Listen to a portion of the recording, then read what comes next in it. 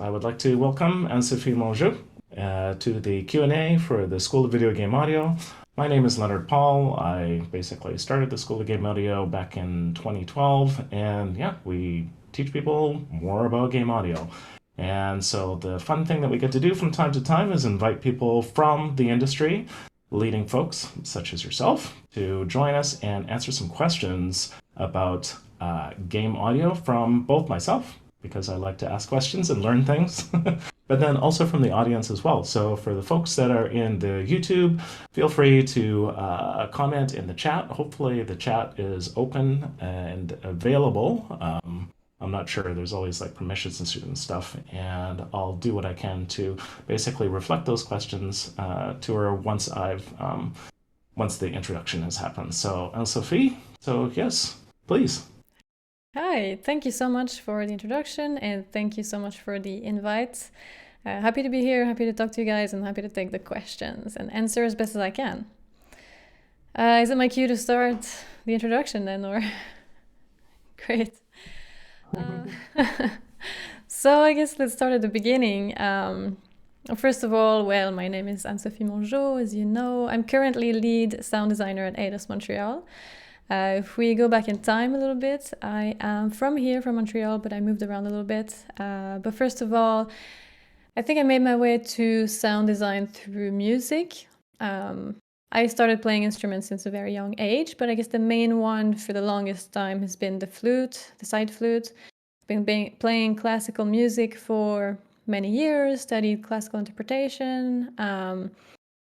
And then I also played around a little bit with jazz and different instruments. But when I kind of decided that maybe me as a musician performer was maybe not the way I wanted to go, I explored different things. So when I entered uni, first of all, it was University of Montreal. I started in musicology, or like sociology of music, some music history, mixed with a little bit of art history and different things. It was super interesting, very interesting. I really enjoyed it. I did this course for 1 year. It was like a minor thing as part of an undergrad, and really enjoyed it, but I was missing the sort of creative hands-on thing. So it was very much like research-based in the books and stuff. Enlightening, but not quite what I was looking for. So I started exploring different programs. There was this course or program in digital music, or this is a translation from French for the title of the course. So it's like music technology or digital music or digital tools surrounding sound and music. And this is where it kind of clicked for me. I got into sound design through a course that was specifically named Sound Design for Video Games. It was like an introduction in 2 parts, 2 semesters. Really sort of fell into it, both feet. I really liked it. It was like, it married, the creative and the technical stuff I was really into. It was not music anymore. It was more free. It was more, really creative stuff. It introduced me to new medium for creativity, that, paired with other courses I had of like a creative sound recording, everything tech related, studio recording, mics, and everything, practical and creative at the same time. I really enjoyed it. So that was like sort of my background in university. And this is where I discovered sound design for games as like a potential career thing. Also, this is where I kind of got back into games at the same time, because I had played a few games in my teenage years, but I was never like a gamer or never really got into it that much. But at the time when I found it, as first as a potential career, but also as like a creative medium, I really kind of fell back into games, discovered a lot of many fun games, really interesting creative games. So I really sort of got into it with sound and with the games and everything. So during my undergrad at University of Montreal, while I was doing those courses, I met basically 2 teachers who were collaborating on this sound design for video game course, and they had just started at the time a company for outsourcing audio to games. It's called Vibe Avenue. It still exists today. They're doing really well, doing lots of fun games. At the time, they were just starting out. And they basically saw that I was really passionate about this, doing good work in the course. So they basically kind of brought me along and asked me to collaborate on a few projects, and we built a good relationship there, and they gave me experience in the portfolio. Yeah, so with them I worked on like a few indie games. Mostly my role there was more about like delivering assets. I did play a little bit on like inside the engines like Wise and Fmod, a little bit, mostly Fmod at the time. But really I was just kind of exploring sound design techniques and developing those skills and understanding what was required for games and all that stuff. So I worked on Big Action Mega Fight, a mobile game. I worked on Live Lock, early version though. A little bit on Leap of Fate as well, and a little bit on Castle Story. Yeah, so some indie titles like that, and I worked with them on and off during my undergrad studies. And then after that, I was a little bit wondering what I was going to do after the undergrad, torn between going and work in the industry, getting a job, continuing with Vibe, or getting an in-house job somewhere. Or I was really tempted by doing a master's degree, continuing my studies. And people who were a little bit more experienced than me, maybe with a job, told me, no, don't do a master's. You don't need this in sound design or in the game industry. But I kind of totally ignored that, or it's not true. I took it into consideration, but I decided this is what I wanted to do. I wanted to do the master's. There was this master's in sound design at the University of Edinburgh. And that kind of just clicked for me. When I found the course, I was like, this is it. I want to do this. So when I find something I want to do, I just kind of, there's nothing else in my head. So I went there. After my undergrad in Montreal, I moved to Edinburgh in Scotland, and I did a master's in sound design, and it was amazing. So if anyone else tells you don't do a master's, it's not useful, I mean, there's pros and cons, and this can bring different things to different people. We all have our own path, but it's not necessarily a bad thing. Like, I met beautiful, talented people who are still inspiring me today, people who I learned from so much. And we all had different backgrounds. So I kind of came from games or had that interest, wanted to go into games. Some people came from theater, from movies, sound art, installations, everything. So there I really kind of explored all facets of sound design. I did work a little bit with Vibe at the time, but sometime into it, I said that it's too much. I can't do everything. So I focused on my master's, and I really kind of put a little pause on games and really explored sound design, what it means in all its facets and for all its purposes. And it was really a great learning time, a creative time. And yeah, and during that time, I got into a little bit more field recording, and what sound art means outside of games. Other technology like pure data, Maximum SP, scripting, all that stuff. So I got into kind of a broader range of sound design. When my master's ended afterwards, then I was the plan was always to come back to Montreal afterwards, but then I was having a lot of fun abroad, and I was like, okay, I want to kind of continue on that row. So I basically sent CVs everywhere, and that's kind of what I would recommend to do to anyone starting in the industry as well. Like, keep your doors open. That's what I did. I mean, you don't necessarily have to go and move abroad, but send your CVs, everywhere. I did send some back home in Montreal, but the idea was for me to basically open up all possibilities. So I looked at all openings I could find, sent CVs. Obviously, I didn't have a big CV. I just had some indie games. But I did land a job eventually. It led me to work at a studio called Digit in Dublin, Ireland. So after my master's, I moved to Ireland for a while. And Digit is a mobile games company. So I worked on mobile games there as well. I worked on a project called Star Trek Fleet Command. So I've always been a Trekkie. So when I knew the project was Star Trek, I was so excited. It was like, this is a dream come true. I'm gonna be in-house sound designer. I'm gonna work for Star Trek game. It's awesome.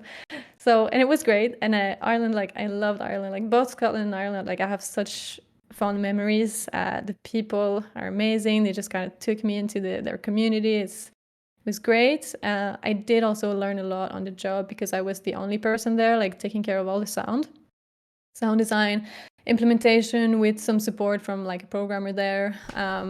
Music, I actually sent the job to Vibe Avenue, so they outsourced all the music for us.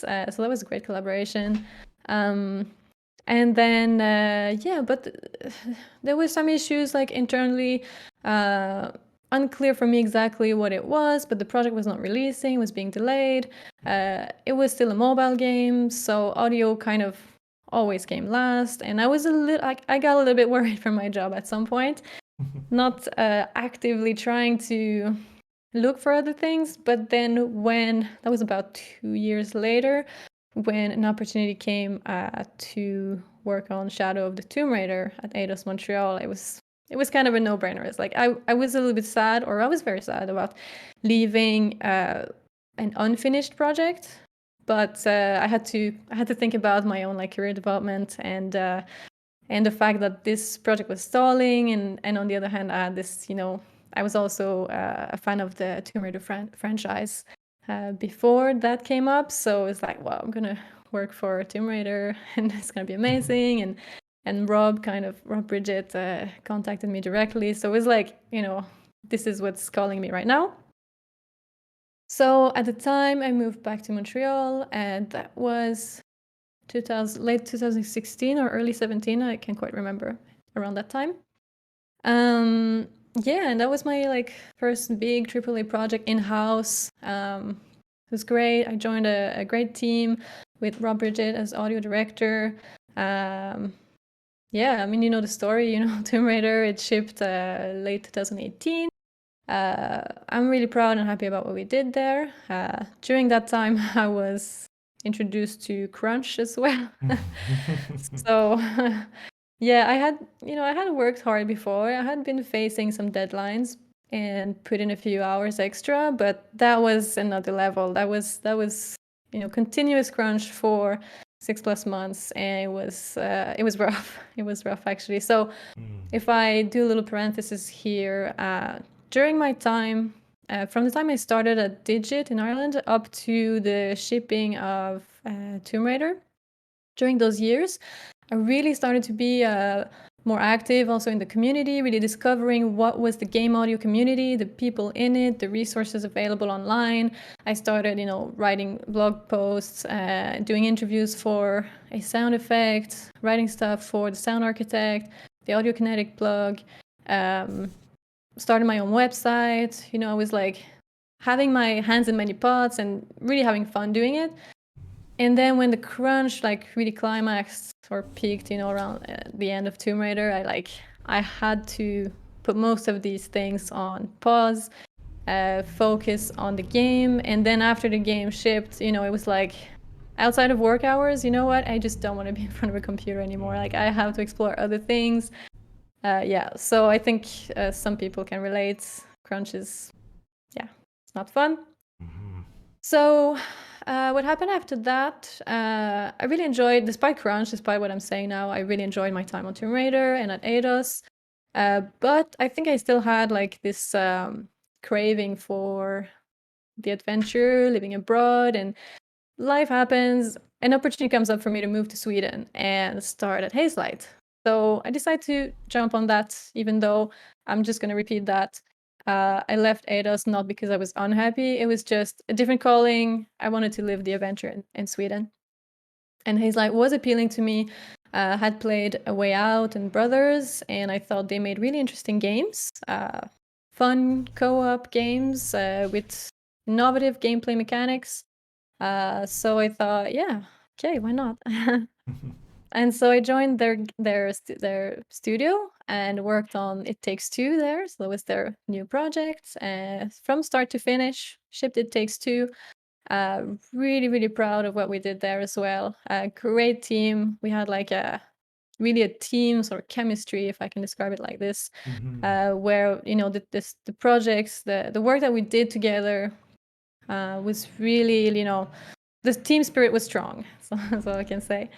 Um, and yeah, really kind of, I'd say, flourished as a sound designer. Took everything I had learned from my previous experiences and my experience on Tomb Raider, and put it into practice there on It Takes Two, and it was really good. And learned again a lot from my teammates, from my colleagues. Great time. And then, well, time passes. Life Mhm. happens.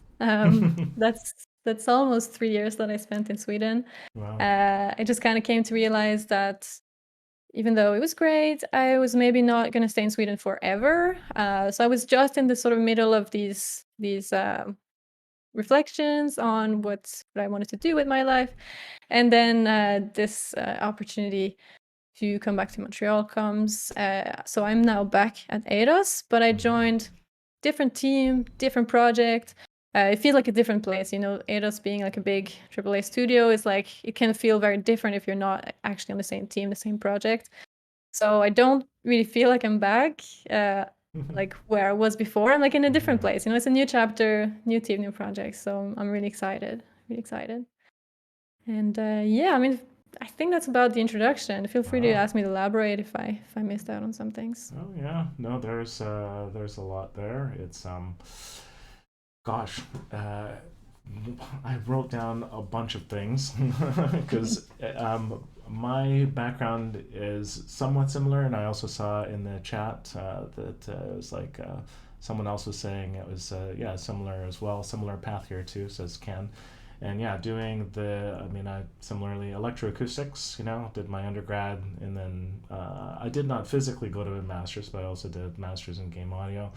Um, but yeah, what you're saying about meeting people is super important, and that's something that I've tried to foster online, but it's tricky. And I think that that's one of the things is that we've discovered with the pandemic times Mm-hmm. that it's just so important. Like it feeds the soul to be with physically near other people.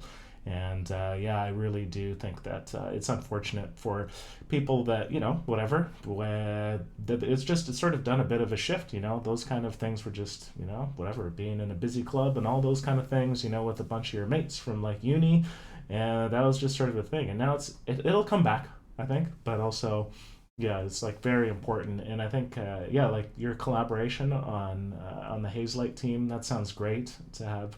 I assume like a little bit of a smaller team. You're one out of how many people?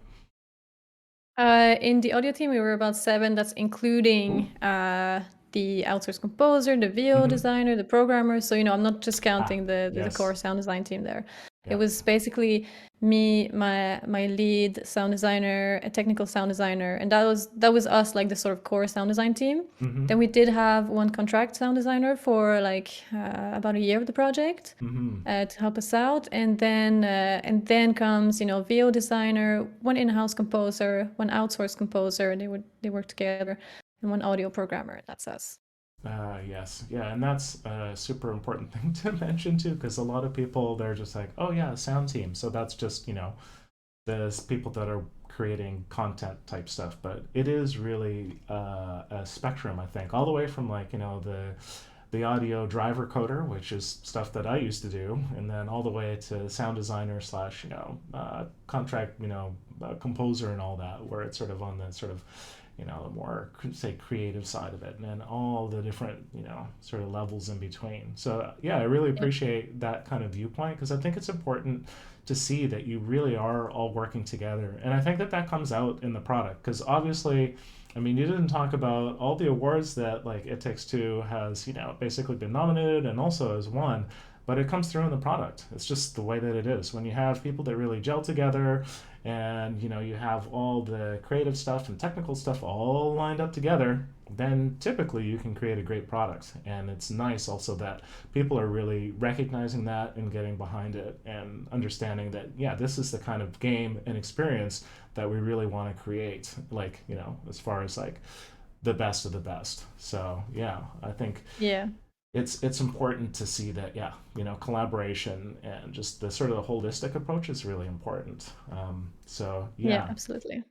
Yeah, and I guess seeing as you did the sidebar on Crunch, Yeah. Yeah, that is a thing that we are in the industry trying to address. It's similar to like, it basically comes down to quality of life sort of initiatives that can be, tricky to actually implement. But it's typically a little bit easier at smaller studios because, well, I shouldn't say that. If the smaller studio wants to have an initiative like that, like they do at A Shell in the Pit, then they make that part of their core value and then they can go by that. At a larger company, I've found that it's sort of all good, but then because they need to deliver, quarterly results, and if your game is like in that churn, and especially with a huge IP like, Lara Croft Tomb Raider, that there's not a lot you can do because there's just the marketing machine is basically like it's like a laser focus on this thing that you're doing and it really does need to be released on time. And yeah, I've similarly experienced crunch a few times and seen, yeah, it's that's the larger topic, I guess, of mental health in the industry that's important to look at too. That I think it's something that we sort of, you know, we just go like, oh yeah, games are all fun and stuff. But when you're in crunch, it is really like, it's similar to like burnout and other related topics, and it can be literally like crunch is crushing. Like it's difficult to describe unless you've been in it, and it's something to minimize, I think, at the very least. So. Yeah. It's just so multifaceted, right? Because Mm-hmm. it's like there's what you're willing to do, Mm-hmm. your own limits that you have to first know, which you don't always know, but once you know them, will you even respect them? And then the limits that the studio is putting is like core values, like you mentioned. That's one thing. But even if they do that, there's like your teammates, and if anyone is putting extra work, are you going to follow them or are you going to not follow them? It's like so multifaceted. Like, Yep. first of all, me on Tomb Raider, it was my first time really experiencing this firsthand on a project that was really, that I cared so much about. It was really important for me that I did all my tasks, all my task lists were just, done, that I would, so I just put in the extra time, but I could have said, with a bit more experience and perspective, I could have said, you know what, I don't have time to do this. I have to go home because I'm freaking tired. Like, Yeah. so, and then they would have adjusted maybe. But I didn't really speak up about it because for me it was just like, I need to get this done. Mm-hmm. So yeah, and then on It Takes Two, there was some crunch, not at the same level at all, not at all. It was a much healthier version where we did it as a team and in a controlled way. There was no real, it didn't go too overboard there, and yeah, I think I was personally more able to say, now I'm gonna go home. It's like Yeah. a little bit like that. And if everyone on the team says that, it means we have to cut something because we won't have time. And that's yeah. There's a chain of events there where it's not just about the studio giving you something to do or having a policy about it, or it's a lot of factors. Yeah, it becomes typically like a vicious feedback cycle, I've found, where it's just like, as an artist, you're like, yeah, I want to do my best. But then also, if there's a lot to do, then you're like, well, I want to get the job done. And then, well, there's more stuff to do. And they've done these design, like last minute design changes. And then everybody else, boss and whoever else, the team is staying late. And then it's like, oh, they changed the physics and now this all has to change. Or they've changed animations and they forgot to tell, the team, all those sort of typical things. And then it's just very hard to maintain perspective when you're in that space. And I Hmm. think that's where if one has a really good manager that can basically sort of, readjust and pull people out of that, that's great. And it sort of needs to, it's kind of like everybody needs to, it's this pace that happens and everybody kind of needs to like slow down. It's kind of like you're all like, in a dragon boat or, some other thing where you're all working together to like, have forward momentum. And similarly, like if there's somebody that continues to just like, oh no, I'm staying, whatever, I'm gonna have another 6 hours sleep tonight, then it's also trying to figure out how to both honor that, but also, make sure that that person isn't setting the pace for the rest of the team too. Where it's just like, but it's hard. Yeah, It's really hard because you're it's hard. close to each other. You spend so much time together, and it just you don't want to let other people down. For me, that was the big No, thing. yeah. Yeah. Yeah. Yeah, I want to ask you a few technical things before we go to questions from the audience, because Hmm. I did want to sort of pick your brain a little bit. So, yeah, one of the things that I really liked about, well, your the little vignette that you had for IDOS, and then also for the Tomb Raider talk that you gave for Audio Kinetic at MIGS, that you used contact mics. And I'm curious if you can go into a little bit of that, if you still use them, and also kind of like what your sort of the aesthetics and what your kind of like artistic kind of goals are with using like contact mics. Yeah, I think that the interest to explore different recording strategies came out of just pure curiosity.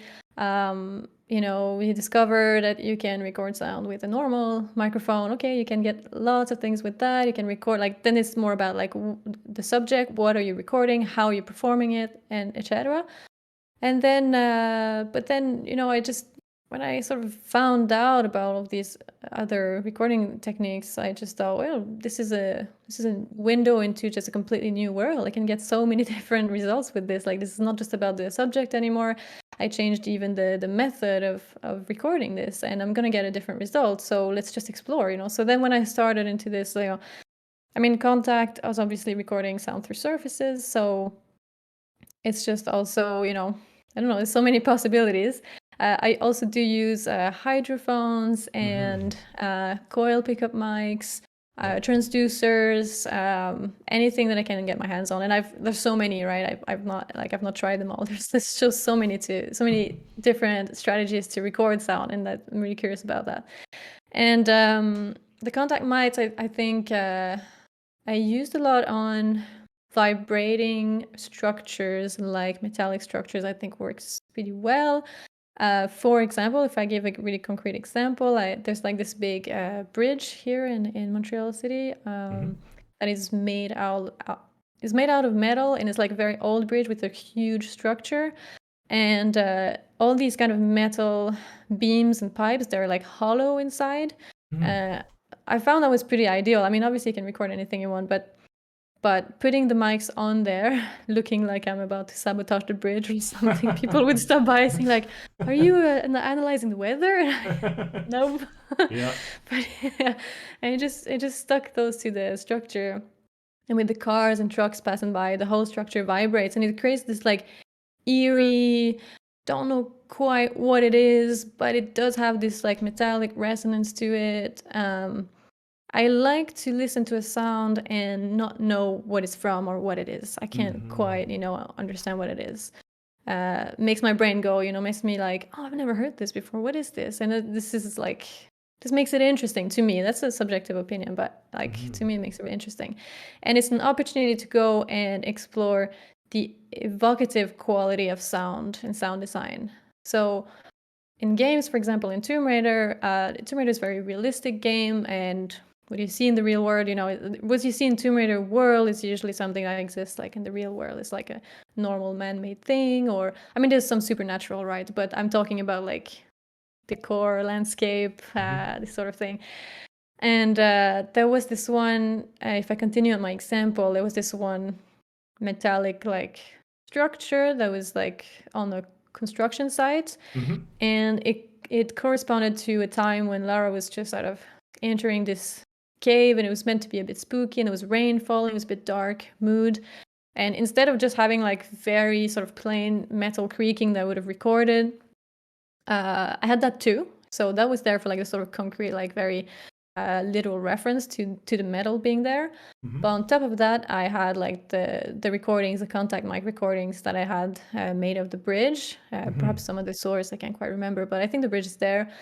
And it gives like this sort of metal eerie tone to the whole scene, and it's positioned. It comes from the thing, but it's yeah, it's there, and it just gives like just an extra little touch, of like, oh, this is like a unique soundscape. Like it went from just everything you would have normally expected from any game with a metal structure to like this is a specific Tomb Raider, specifically that moment kind of vibe to it. So Mm-hmm. that's what makes it interesting to me. Yeah, I mean those concepts are very similar to electroacoustic kind of ideas where you're taking a sound, and in this case, you're not processing it, but it's like a natural process. So that was another thing that, just sort of you naturally get that worldizing. And I think that it's that sort of wet kind of sound, but also like in reference to like the where when synthesis first started out, like whatever it was at the Louis and BB Barron, where they, and that's also with references to Star Trek and stuff, where they're using like early synthesizers, and those things are, they're out of this world, like they're artificial sounds, and so they're things that you've never heard before. So I think as a human, they're naturally unsettling, and they occupy a spot even if they're in the mix to give you kind of like, we're used to synths these days. So I think that that was kind of why I asked the question, because with contact mics, we're just not really used as much to that kind of a sound, and it pulls our unconsciousness into another area beyond sort of like where you go from the concrete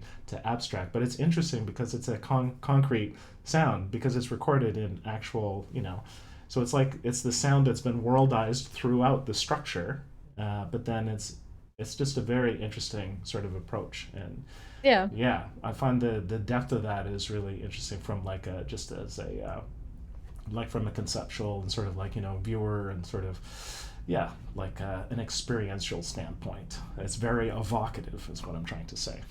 Yeah. Yeah. Yeah, And I kind of yeah. like that in order to get good result, you have also to try a lot of things. Like you can't just quite listen to something and think, oh, I'm going to record that because it sounds cool. But it's not quite the same thing because you don't know what you're going to get. And you have to try, explore different places, and be ready to get nothing interesting at all. But then one day Hmm. you're going to put on your headphones, be like, wow, this is amazing, Yeah.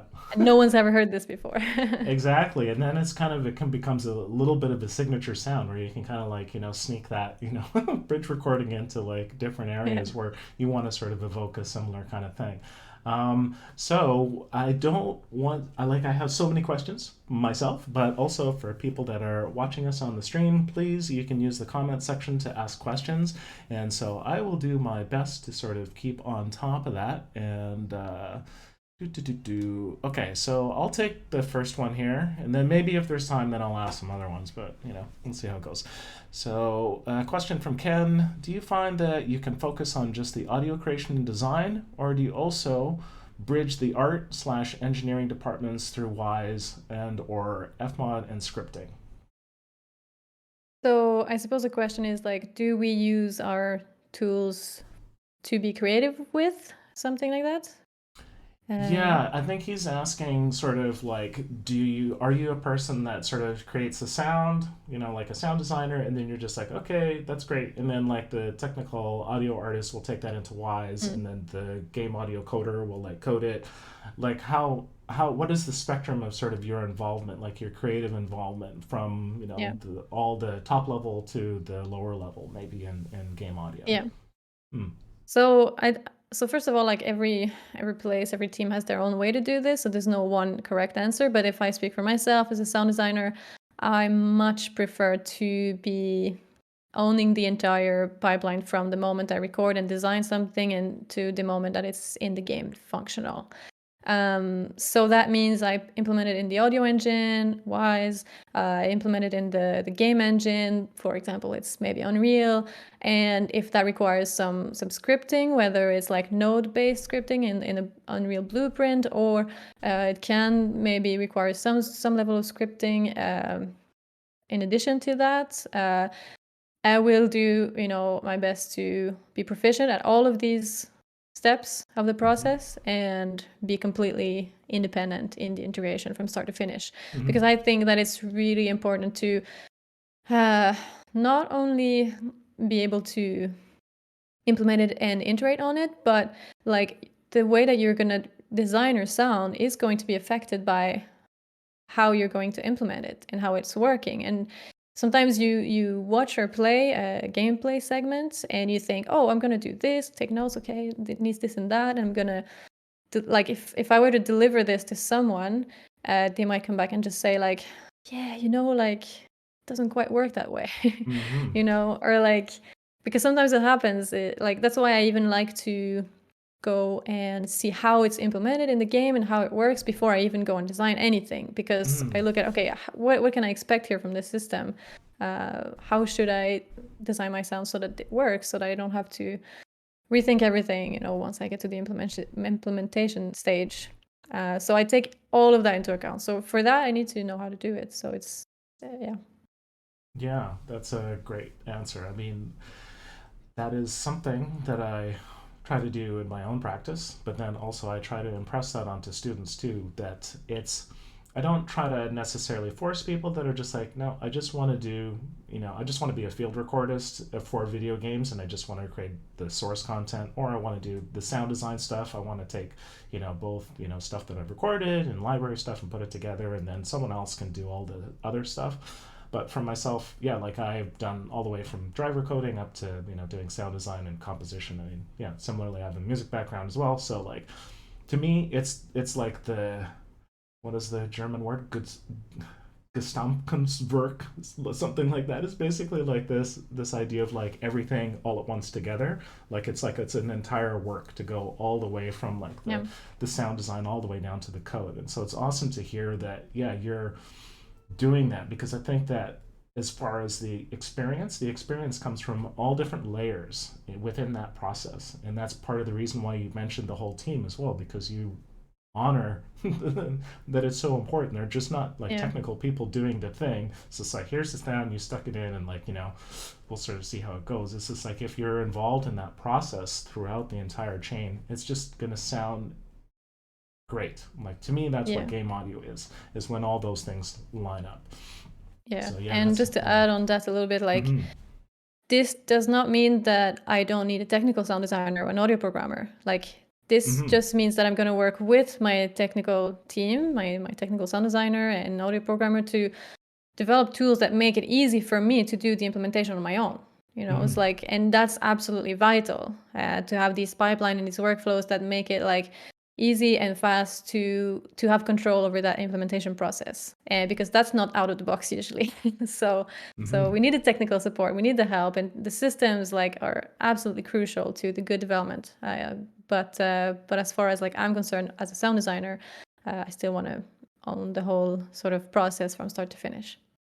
Yeah, yeah. Those tools are something that they're, when you work at larger studios, then those tools are sort of, more accessible. When you might have, you know, anyways, experience might show that at smaller ones, it can be difficult to have the tools made. So you sometimes are spending more time doing that stuff manually, but it's still worth the time to sort of put in there. But with larger projects, you just don't have the time. Like, I'm working on a project now, or, I could do coding, but I don't, because I would much rather, sort of guide the process. It's kind of like, also delegation, like to have someone else sort of follow through, and then to have them part of the process, and also jam with them as well to see sort of what they come up with is really fun too. So Yeah. both from a coding standpoint and also from a creative standpoint, it's nice to, like I was saying before, it's just fun to collaborate. So Yeah. we're getting there. Yeah. Cool. This is an easy question asking about what model of contact mic do you use mostly? Ah, well, the ones I own are the ones from Jez Riley French, so the JRF mics. They're Mm-hmm. really accessible, not expensive, so it's a good starting mic for sure. Um, and also, contact mics are really quite simple in their how they're made. So I wouldn't. So I don't know, maybe unpopular opinion, but I would Mm-hmm. say that in terms of contact mics, you're not gonna get maybe a huge difference in terms of like quality and frequency response. I'm sure that if you pay like some thousands, maybe you're gonna get to some other level, but definitely to get interesting results, you don't need to go to that range of microphone. Yeah. Hmm. One thing I have heard, because I haven't done a lot of contact mic recording, is also how one affixes to the surface and choosing the spot that you want to affix to. Is there any sort of hints you can give for that? Well, I mean, the main hint would be really to try different things and listen. Put Yeah. on your headphones, and instead of like assuming that it's gonna be, to just put your mics there and that this is how this sounds. Just try different places.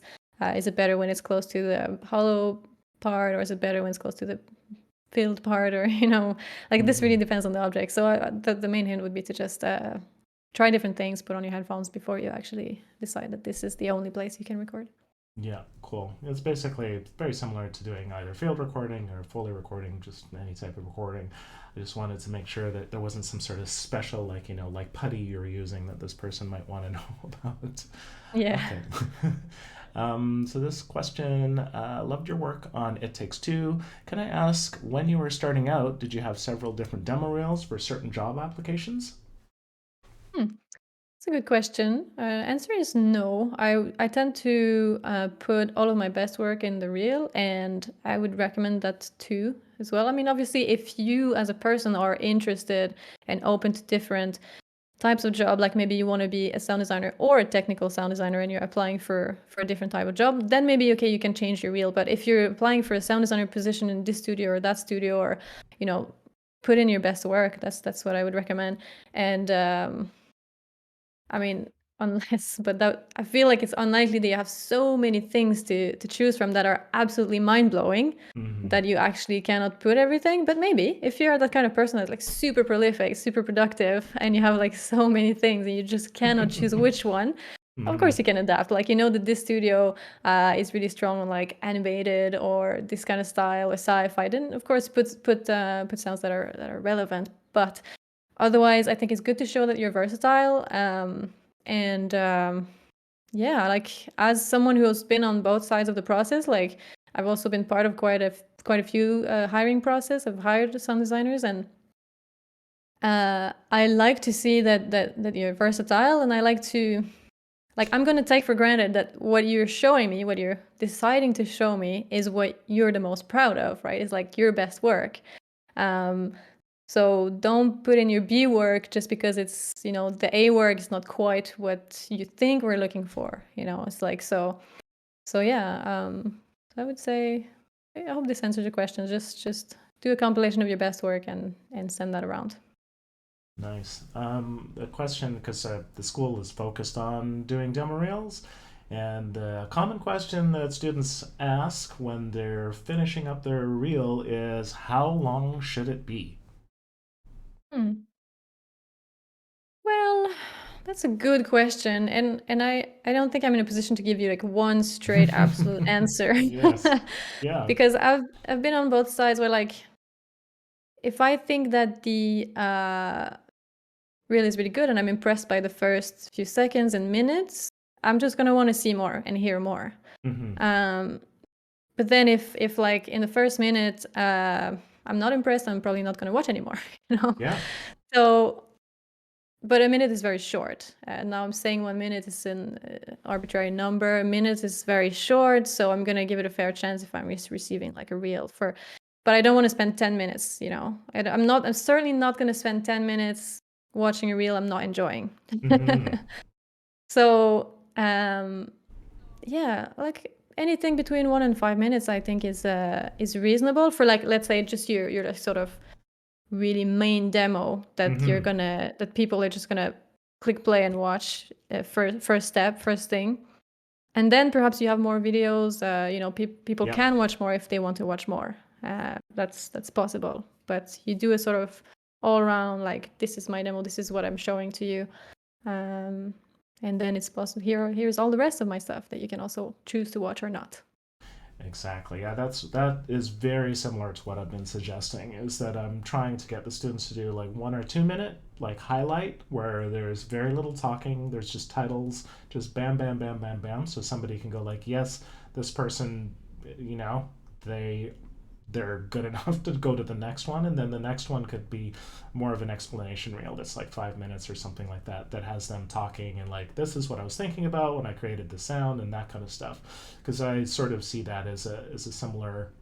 I just try to visualize the process because I've done a bit of hiring in the past, not as much these days, but the idea is that you just want to really value the reviewer's time, because they're when you have that day or whatever it is where you're going through all the reels, there's all the other work that's piling up as well, and so I find that I want to really just make sure that I really think about that person's time. And so when I'm viewing student reels, I'm just like, look, I know that you think that this is interesting, but also like maybe this could go in your second chunk and just like remove that and put it's not a highlight because it's just a little bit too obtuse. It needs more explanation. It needs more space. But there's other stuff that's more sort of poppy that like that's faster and just like will inspire somebody to get sort of first past that first paragraph so that they want to listen to more of your work. That's a Yeah, great response. Yeah, thank you for that. yeah. It's a consistent question, and everybody has a different answer. There's no right answer to that, but yeah, I always am curious to hear what people think in the industry, such as yourself. So cool. Yeah. Do. Okay, so this one is from Ludovic. Hi, I'm having my first interview for AAA Studio with someone of HR and the audio director on Wednesday. Do you have any tips? Well, yeah, a few tips. Mm-hmm. First of all, answer all the question very honestly. There's no point in trying to brag about anything or omitting some things like just be honest. Honesty is very appreciated about things that you may not be experienced with or anything really that you think may be an obstacle to your hiring, but it's much more interesting to be honest first about how enthusiastic you are about it, because that counts in the hiring process. Like seeing that someone is really enthusiastic or someone who's just couldn't be bothered, you know. And but be honest, like, okay, I really love these things and I'm really into this, but I don't know so much about that. That's okay, if it's a major blocker, first we need to know about it anyway. Yeah. It's no use hiring you if it's going to be a roadblock later on, and we're all going to regret our choice, and you're going to be unhappy because we're asking you to do this stuff that you're not interested in, and or we're going to say, you know what, it's perfectly fine. We're going to take that into account that you need some ramping up there, but we're so impressed by your enthusiasm and the other things that you're good at that it's all going to be okay. And we're building from the start a good relationship where we have trust and honesty and all that stuff. So that's my first tip. Second, the organization side of things, structure, be on time. Mm-hmm. Don't take all of these things seriously. If you have a test to do and you have instructions, follow the instructions to the letter, because structure is absolutely very important in game audio, and that's part of the test. I mean, when I've been giving people out some tests, uh, structure is definitely part of the test. You think oh, they're not going to really care about the naming. It's a sound design test. This is not important. They're going to hire me anyway. Well, 2 equal sound design tests. I'm going for the structured person who's going to respect the naming convention. I'm not going to have to worry about that, So all the structure-based stuff. And of course, if you're on time, if you've maybe, taken the time to double check your mic setup, camera setup, so that you show up and you're just ready to go. These sort of things. I mean, other tips is really be yourself and yeah, be a little bit. I mean, it's about this type of interview is about seeing your personality.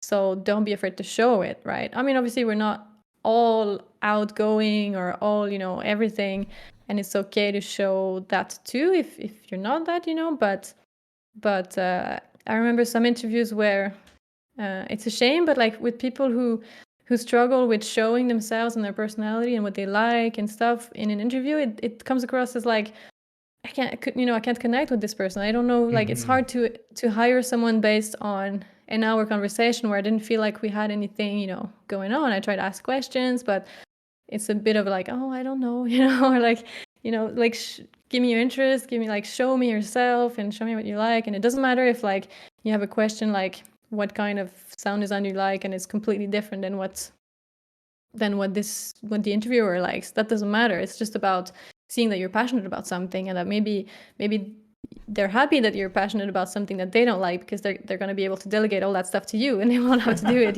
so That's a so good don't think point. about don't overthink the obstacle. Just be yourself and show your personality. And I think those are my tips. Cool. That's great.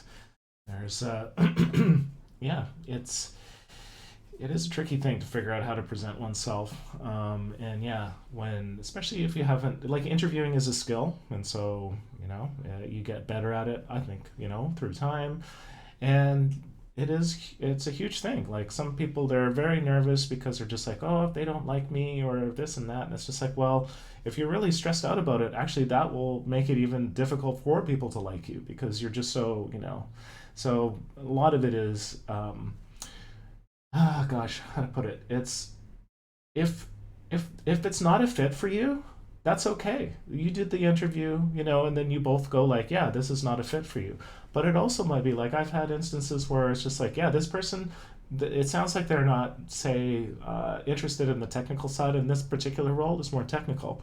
But there's other roles that can come up, and I've heard this like time and time again from Yeah. students where it's just like, hey, I interviewed for this thing, but then like a few months later, I got another interview and then I actually like nailed that one because it was a better fit for me. They like waited, and that's actually happened to me too. I was on a project and then I got dropped from that project because they basically brought in the person that had done it before, and then they found another project for me that was like even better. So I got to work on a Sonic game. So it's just like yes. So it's just you never know, and so it's Yeah. good to try to be yourself and portray yourself as just openly as possible. Yeah. And the thing about the details that's important too, because I have students that hand in like, it's just like here's the file format for your submission. And they don't do it, and I'm just like, no, this is No. not. It's no, like submit it again, like Yeah. because the thing is that if that's important because when you do that in a video game, the computer's not going to go like, oh yeah, I know what you meant. No, exactly. you know it's That's just true. not it's just not going to happen. So Yeah. yeah, being detail oriented is very important. Yeah. Cool. Let me find some other questions here. Uh, do, do, do, do, do. Mm, mm, mm, mm, mm. Okay, so okay, gosh, this is a longer question. There's not timestamps, so it's a little tricky. Sorry. Um, okay, so I guess this is Max asking, should we get older stuff from previous years that maybe aren't as good as our new stuffs? Or should we send our best reel out there and keep that on our website, but also have the other stuff floating around on YouTube or Vimeo? I mean, the short answer is give your best stuff. I don't Mm-hmm. care from when it is. Mm-hmm. Really don't care. But one tends to improve over time. Usually, that's the trend. You Yes. don't deprove. Yes. so so if your best stuff was 10 years ago and you haven't done anything good since, I would be worried. Maybe you're not putting your energy in the right direction because yeah, like yeah, speaking for myself and others I know, like your last project is always your best project, and I mean that's not always the case. I understand there are some it's not that black or white, but yeah, in any case, just submit your best stuff. It's you who did it, and you're proud of it. You're still proud of it, and it still matters. But if it was a long time ago, maybe you want to consider uh, making something that you're just as proud of. And it doesn't need to be a project. You don't need to have to wait for like the next amazing project that you're working on to do this. You can do sound redesign to videos, right? And maybe that's an opportunity for you to get your best work out there too. That's totally valid. Mm-hmm. Yeah, yeah, nice. Okay, let's see. Oh, I think it scrolled up here. Okay, cool. So we have, as far as the hour, just for people that are trying to to do 1 hour before starting work or maybe a lunch hour or whatever, I'm just giving you that we have like 5 minutes to the top of the hour. We'll still go a little bit over probably, but just letting you know that in case you need to sign off or whatnot, that's obviously totally fine. But yes, you can continue to ask questions here. Oh, I found another question. Okay, cool. So, would you say the best way to get a job in the game industry is to get referred? That's a tricky question that I think anyone working in the industry is maybe ashamed to say yes. Because I personally don't want it to be that way. I don't want it to be just people who know each other referring to each other. But that's kind of the sad reality where when you know someone who's good who's looking for a job, like yeah, of course I'm gonna put in their name. So like referral is one way, maybe not the best way, but it's a good way to get a job. Whether it's your first job or afterwards you're looking to change studio or something, and it's still I'm gonna add, unfortunately, still people who know each other, who kind of get each other into their teams. It happens a lot, definitely. Something to be mindful about. That doesn't mean that someone who doesn't have connection cannot go in. Like I got my job in Digit without knowing absolutely anyone. It was just based on my application and my CV. So that happens. It's really not impossible. But you have to put in the extra work, I would say. Like maybe if you don't know anyone in the studio, if you don't have any connection, like I mean, no one has connections to start with, so you have to start somewhere. You know, you just have to attend conferences. I met like amazing people in conferences. I'm gonna do a little parenthesis here, actually, because I think it's a topic that I really that I hold very dearly. Like when I started out, I was studying. I didn't know anyone. I didn't have any connections, and I had some people around me who would tell me like, "Oh, you have to start networking. You have to start networking." And they throw this word around, like big word, like networking and connections and stuff. And for me, it was like, what is it even? Like, how do I network? Like, do I need business cards, or like, I don't know how to do this. Like, I'm just a student. I love sound design. I want to get into games, but how do I meet people? How do I do it? It seemed like just kind of a big mountain to climb, you know, and I didn't know how to do it. But I did try to attend a few industry events. At first, it was like mostly game developer conferences and not game audio conferences. But I went there and I felt like super awkward, you know, talking to some people, really not connecting that much. I was there to network and I had so much pressure. And I was like, okay, my success in industry depends on my networking, so it needs to be good, you know, too much pressure. Then later on, you know, I find my job at Digit. That was independent of that. But when I started attending game audio conferences without having in mind that I was going to network, you know, I was not there to make connections. I was just there to have a good time, attend the talks, learn from them, meet some like-minded people. And seriously, from then on, like networking was just, you know, absent. Just like go and make friends, go to the game audio events, and meet people, talk about your stuff. And it's not about like, don't think about, oh, I need to create these connections. Don't be so eager to like look for a job there. Look for friends, you know, and create these kind of friendly connections. And that's where it starts, I would say. Like from then on, it's like, as long as you have fun and you meet people who like you like them, this is mutual. It's not just, you know, some veteran sound designers that you look up to, that you just like tugging at their sleeves and they're just like, yeah, sure. You know, it's just like-minded people having a good time. And then, you know, when one of you gets a job and wants to bring in their friend, like maybe you'll think about each other, you know. But that's how it started, I would say. Nice. Yeah, to me, the idea of referral, it's very adjacent to the topic of diversity, which is a big one for me and likely for you as well. And I'm curious what has it been like for you, like not just networking, but like moving through the industry, being who you are. Like, how do you feel? Like, are there, as far as from like a diversity standpoint, have you noticed that there's like a change recently or not, or like do you find like, is it even a sort of, I don't know, like how does it work for you, sort of, you know, being in the industry? It's an interesting topic, but just gonna like say it out loud that I think that as a white woman, I have it much easier than many other people who are included in the diversity bracket, Yeah. because there's like this there's definitely the two sides of it. Like I've witnessed some people who seem to treat me differently in a bad way because I was a woman, but that's not, I wasn't really in game audio. It was like other people. I won't I won't name anyone, Fair enough. but but in game audio, most often the response I would get would be like, great. On top of being a good sound designer, you're also a woman, and we want to diversify our team. You know, like so it almost played as an advantage for me. Now I don't want to generalize that because I know that that's not like that everywhere. I think I've been pretty lucky, like to be around good people, Yeah. good teams. But also it's a bit of a selection thing that happens also. Like I'm of course attracted to teams and people that seem to be good people, Yep. open-minded, and you know. Like there are some studios that are red listed, and I'm not going to apply for those, like. Yeah.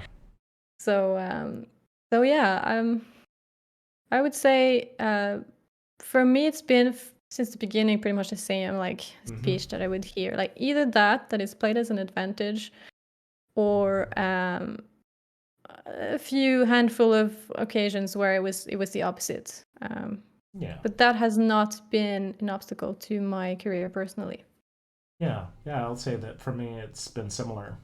I think we live in Canada, and I think that there's a bit of a different vibe here, as far as I think it is. And we also live in metropolitan areas, currently, and I think that for me, that's been something that's been it is one of those things where it's a topic, but at the same time, it's just sort of like it doesn't seem as like in my face as it is for some other people, and Yeah. I think it's important, you know from I don't know, to me, part of the reason why I started the school is to make it so that we could have people from all around the world join us, and I could share primarily like my skills, and also that they could connect with people and learn about these things so that they can create their own stories, using like with their own cultures and all their own backgrounds and all that kind of like, diversity of like art making, because the art will be different when it's made by different people that think differently, and Absolutely.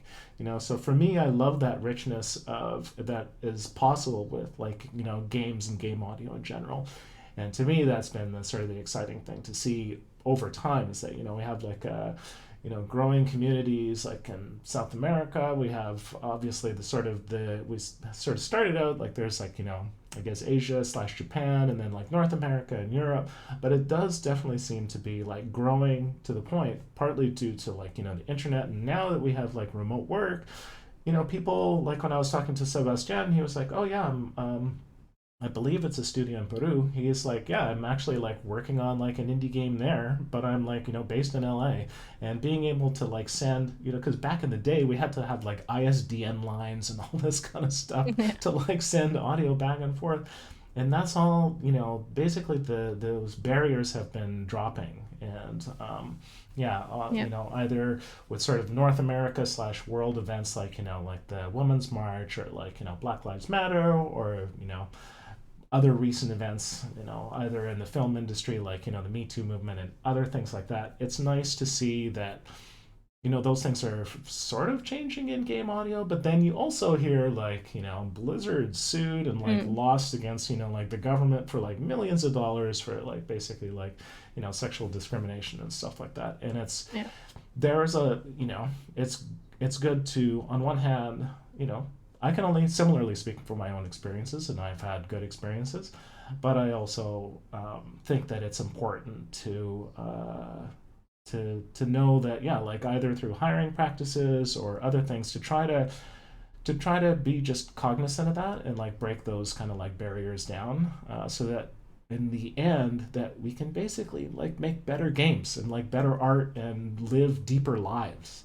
you know so yeah, I was just curious about that one. So cool. Yeah. Nice. Well, I have, let's see. I don't have any more questions. If there's more questions, we'll run those, but I have a few more questions. I will try to keep them short. But so with the demo reel, I'm curious, how would you suggest like demonstrating technical skills? Because you're saying that in your own work, you do some scripting, like either through blueprints and whatnot. What would be sort of like a recommendation for you to how to demonstrate those technical skills, say like, before you're going to the interview, like in a demo reel or otherwise? Yeah, that's a good question. Which, depending on the type of role that you're applying for, like if it's really a sound designer or a technical sound designer, it's a bit different. If you're applying for a sound designing role, I would still say focus your reel on your sound design. Then you Yes. can put it on writing, oh, I'm proficient on blueprint scripting and whatever. I'm going to take your word for it, maybe ask you a couple questions during the interview and see what your experience is. But as far as the sound design role goes, I want to hear your sound design. If you spend all of your reel explaining to me how good you are at scripting, I'm going to be like, well, don't apply for a sound designer role. Apply for Yeah. maybe a technical sound designer role or something else. because I haven't heard anything, or I have spent half the reel like not hearing anything, and I want to hear things. Yes. Then if you are actually applying for a technical sound designer role, then yeah, I mean the reel, then I wouldn't expect it to be 100% sound design, of course. I mean, some technical sound designers do not do even any sound design at all. So it's depending on the role and what is expected. You might not have to show any sound design skills, or not to the same level that you would do for a sound designing position. So then by all means, make a reel that shows you technical skills. Scripting, maybe it's good to use a little bit of voice to narrate what you've done. Not mandatory. There's many ways to do it. You could write it also, implementation using blah blah blah, or yeah, there's so many ways to do it. It's hard for me to really give you a recipe, but I would say that focus on what it is you're applying for and make sure the reel corresponds to that. Because as far as a sound designer job goes, I'm totally good with having and writing just your skills, and we'll talk about it in the interview. Nice. Yeah, and I guess the adjacent question to that is that there's a lot of people that are composers first, and then they, it's like, well, I need to get a job, so I'm sort of learning sound design. I have a lot of students that are like that.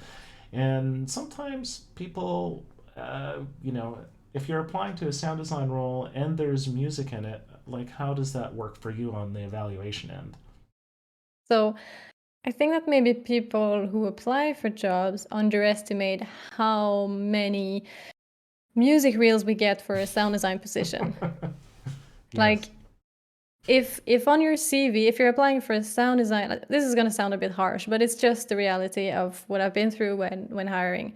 But if you're applying for a sound design position and on your CV it says composer and sound designer, like composer first or even composer only, I'm much more likely to completely disregard your application. Yeah. If I would, it depends again. Like if it's an indie game and I'm looking for someone who can do everything, that's different. But if you're applying for specifically a sound design position and in the responsibilities that are listed on the job postings, there's no music, then do not include music in your application. You can put it as a little side note somewhere. Oh, I also compose music, by the way, or something. I have music background. Sure, it's all relevant. Your experience is relevant. Your interests are relevant. But your application should be for what the job is for. And if you're not interested in what the job is for because you want to do music, then don't apply, because it's not going to be a good fit for you, And in the reel, if I'm if your CV is all good and you say you're a sound designer, maybe have some composition background or skills, but in your reel for a sound design job is half music and half sound design, I'm just going to kind of be annoyed. Like, why do you make me listen to your music? I don't want to listen to your music. I want to listen to your sound design. So have a separate sound design and music reel. If you're applying for a sound design position, send me your sound design reel. Maybe have the music stuff nearby. I can listen to it if I think your sound design is good. And like, oh, what are you interested in music? If I make that choice to go and listen, that's my choice. But don't force your music on me if I don't want to hear it, if I haven't asked for it. Exactly. And that, once again, I've been trying to recommend that. But people, they're always, the composers, they're just like, oh, but I just want to do title music. And it's like, no music. It's a sound, make a sound design reel. If you want to do a music reel, then please do it separately. And then if there's a job that requires both, then you can send both reels. It's just, it's not too difficult. All right, so I'm going to have, I think, one last question, and then there's one last question there, and then we can wrap, because I need to be cognizant of your time. So one of the things that I loved about the presentation that you did for Tomb Raider, for the Audio Kinetic, for MIGs, was where you're talking about establishing an ambience similar to an establishing shot. To me, I thought that was great, especially for these sort of I guess you'd say it's sort of this fairly linear, kind of progressing games. And so I was wondering if you could sort of elaborate a little bit on sort of the role of ambience and how, not only can you set the ambience at the beginning, but then also how to have that work with the mechanics and gameplay and transition. And, so basically it's a bit of an open-ended question of just what are things that you can sort of shed light on as far as ways that you approach ambiences in your work? ambiences, I have a love story with them. Like I think it's such a it's such a like a foundational work for your soundscape, for your game, for your project, and there's so much storytelling in them, and it's like it's what you're gonna hear if your character's not moving, if you're just staying there silently, and if you're moving through the world and you have like these things kind of passing by, or you notice something in the ambience. Like for me, that's like the soundscape experience, of playing. That's using the game as a medium to convey sound art and soundscape. And of course, all of that can come through many things, many interactions, many sounding objects in the game. But the ambience is like they're there all the time, and they're like the first thing you hear. And like when I personally play a game and the ambience is either not good or absent, sometimes they're just like it's such a secondary thought, and they're just like kind of really low, and you don't really care about them. It's just this background continuous sound. Totally game breaking for me. Like, I mean, obviously that's my own experience, like as an audio person as well, and not every gamer is like that, but especially when the visuals are there, especially when it looks beautiful and you're there and you just want to look around, you want to be in the world, you want to be immersed, but the sound isn't there. The sound is not up to the same quality, and it's really disappointing. So for me, it's using sound to support the game design, to support the storytelling, to tell a story. So how the ambiences can play a role, I mean, so many different ways, but it brings the whole environment to life, right? So having like just one monotonous background ambience is just there's not much life in that. That's just you quickly sort of your brain start disregarding the ambience because it's nothing new happening, and it doesn't tell you anything about the world. Yeah. So, well, one way that we did that, there's multiple ways to achieve storytelling through ambience, but one way that we did that on Tomb Raider was that we had 100% of the ambience coming from positional sources in the world that were placed by hand. Nice. Nice and time consuming. A lot of work. Yeah. I think that for any given space that would be, locked in terms of layout and art, nice indeed. It gives us, lots of control. We can spend time to put the sources there. And of course, we had ways to make that workflow fast. Like we had some, prefabs, we call them, where you have like different specific sounds for different specific types of ambience that we can just kind of drag and drop in places and just build your sort of world there. And you as the character, like sort of in the game, and you just kind of listen to everything as you go. And it's great. And like, to give an example that I think I gave in that talk is like, there is this one, sun ray, this ray of light just coming through the trees on the ground. And, you put like that one cricket there just because it makes sense, because the cricket, will sing when it's in the sunshine. It's like you have that kind of level of control over the detail that, it's hard to match with systemic things that just kind of populate the world automatically. But then again, it also means that in Tomb Raider, there are places where the level layout would change last minute, and it's nearly silent because none of us would have time to populate it with stuff with that amount of detail and attention. So it's like, pros and cons. Yeah.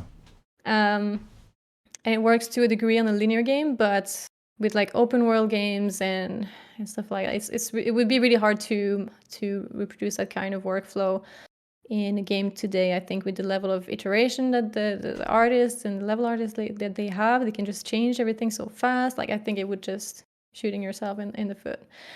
But that being said, I think that level of detail is still the expectation, is still like the goal to achieve, to tell a story there.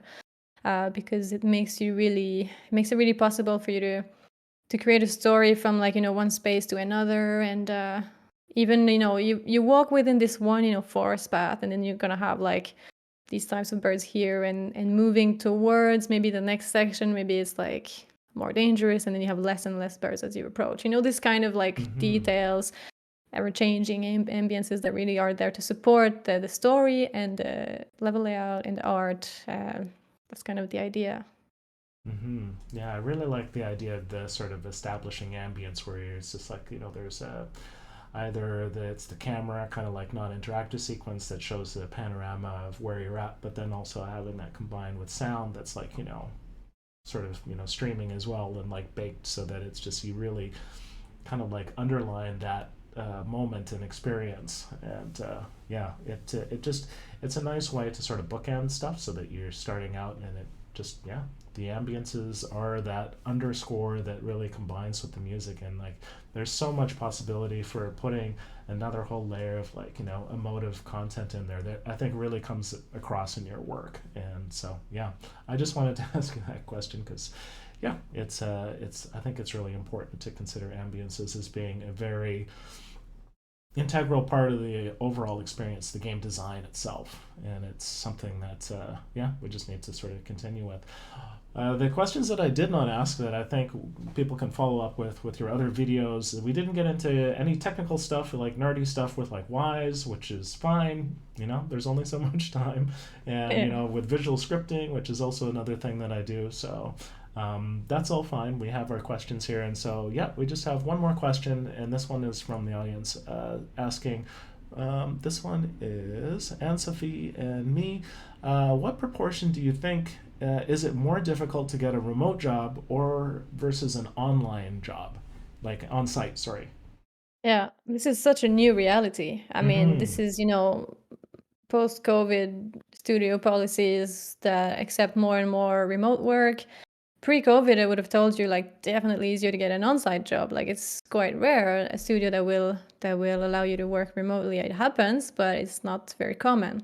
Nowadays, it's kind of rare to have a studio that does not accept remote. Uh, Probably time zone is still maybe an obstacle. Not all studios will be open to different time zones, but I'd say that the reality is definitely changing. For having tried to hire someone just like in the last year, Hazelight, and I don't want to speak for Hazelight for their future policies, but at the time, at least, like, I don't want to spread any word that's not true, but at the time, at Yes. least, Hazelight was set on having an on-site only policy.